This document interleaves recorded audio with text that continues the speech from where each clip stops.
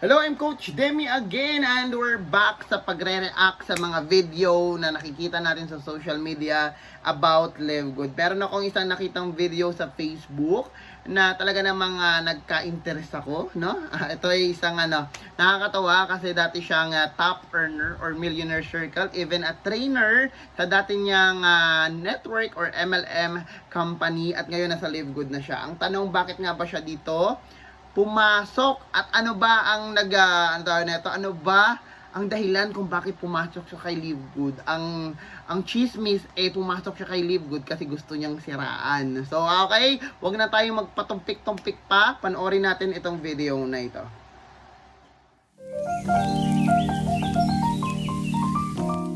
And that's it. Okay, let's play this video. Okay, adjust tayo dito sa gilid. Panoorin natin ang video na ito, Day. Doon po, nung nakilala ko siya, I started investigating. Nagsimula po ako actually, hindi po para mag-join kay Live Good. Nagsimula po ako, alam niyo po kung bakit? Para po imbestigahan si Live Good at hanapan ng butas. Hanapan ko siya ng butas kasi way back then, around March, ako po ay napaka-active at grabe po yung commitment ko sa aking dating kumpanya kasi I was the training director of my company. Yung company na sinalihan ko. So, isa po tayo sa pinagkakatiwalaan ng may-ari. Ako rin po ay part ng ethics committee. So, naghahanap ako ng ways para matulungan yung kumpanya at inimbestigahan ko si Live Good. Binutasan ko si Live Good. Pero alam niyo po kung ano nangyari? Ako po ang nabutasan. Hindi ko po namamalayan, ako po pala ay nai-inlove na kay Live Good. Yung simpleng panonood ko po ng Zoom webinar, no? Ni Live Good, araw-araw, doon po sa training ni Coach Fernan, hindi ko namamalayan, hindi na pala ako nakakatulog. O, diba?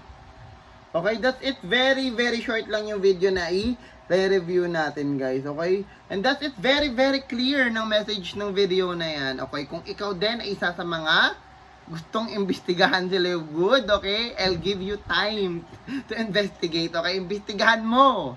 Mag-join ka. Siguraduhin mo sa akin ka mag-join, okay?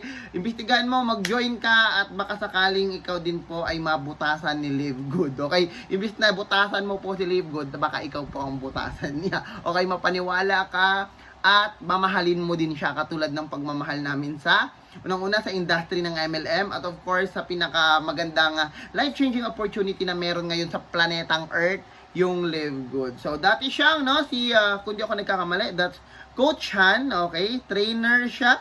Nasa training squad, tama ba? Okay? So trainer siya sa dati niyang company at yun nga ang trabaho niya. Inulit ko lang, ang trabaho niya lang isa hanapan yung alam mo yun, hanapan ng butas si Live Good. So, yun yung nasa isip niya kung bakit siya nag-join.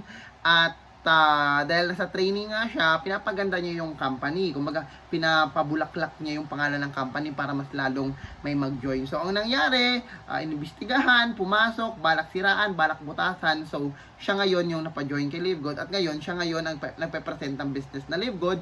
At siya ay isa sa mga, presenter din. Okay, ni Live Good ngayon. So, kung ikaw nga katulad niya, at nega ka pa rin hanggang ngayon, no? At ikaw ay kahit ano man ang katayuan mo sa buhay, no? Mayroon ka nakatapos ka man, wala kang natapos, at kung ano mong profesyon yung natapos mo, okay, you are very welcome dito kasi hindi lang naman isang tao ang welcome kay Live Good. Lahat po. Okay, may pulis, may artista, politiko, and everything ay welcome na welcome dito kay Live Good. Kaya yun lang. Very short video lang ito, guys. Kaya tuloy-tuloy lang tayo mga Live Good affiliates. Marami pong hindi naniniwala sa atin at marami pong tayong mga discouragement and even rejection po na natatanggap sa mga iba't ibang tao, kakilala man natin o hindi. But that's okay. Okay, kasi this is a rejection business at sa bawat rejection na nakukuha at natatanggap natin, lagi lang natin isa-isip na sa bawat rejection na yan po yung nagpapatibay sa atin bilang isang networker at bilang isang tao. Diyan po tayo gumagaling, diyan po tayo natutuklasan yung tunay na galing natin kapag tayo nagkakamali, kapag tayo na-reject, kapag tayo ay nadi-discourage ng mga tao, lalo na mga mahal natin sa buhay. Okay? Yan po ay isang sign na tama po ang ginagawa mo. Oo. Pag tama talaga yung ginagawa mo, lalo na kung meron kang pangarap at pinagtatrabahuhan mo ang pangarap mo, tama yung ginagawa mo, marami pong tao ang hihilain ka pababa. Oo. Most of them, kilala mo na kung sino. Kaya hindi ko na sasabihin na yan yung katabi mo ngayon. Okay? So, yan maganda sa business natin, guys. Tulungan tayo. Okay? Walang iwanan. Pero guys, may mga nakikita ako, mga affiliate member, no, na medyo naaawa ako kasi pagkatapos ipa-join sila ng upline nila, okay, ng coach nila, ay hindi na sila ine-entertain at pag may mga concern, sa akin po lumalapit, tinatanong po ako. And if I ask them na, meron po ba kayong upline? Doon po ba kayo nag-join ng coach mentor? Pag may tanong sila, sinasagot ko din.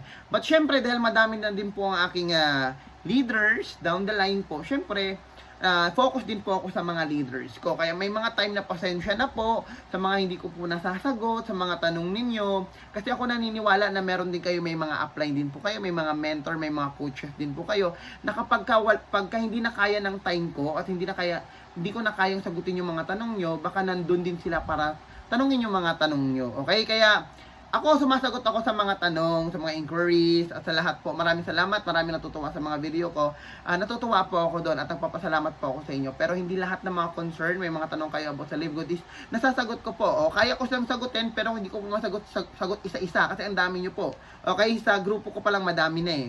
Okay? Kaya, guys, be responsible. Okay? Ikaw na nanonood, kung upline ka na, okay? Kung coach ka na or upline ka na, may napasok ka na, guys, be responsible. Aralin ang business ng todo para pag may tanong, yung mga direct natin or yung mga downlines natin is masagot po natin, ha? Kasi this is our business. Okay? Business ko to, kaya inaaral ko. Business mo yan, kaya dapat mong aralin. Okay? Dapat lahat tayo may knowledge. Okay? Para maiwasan na rin po yung mga pagtatanong.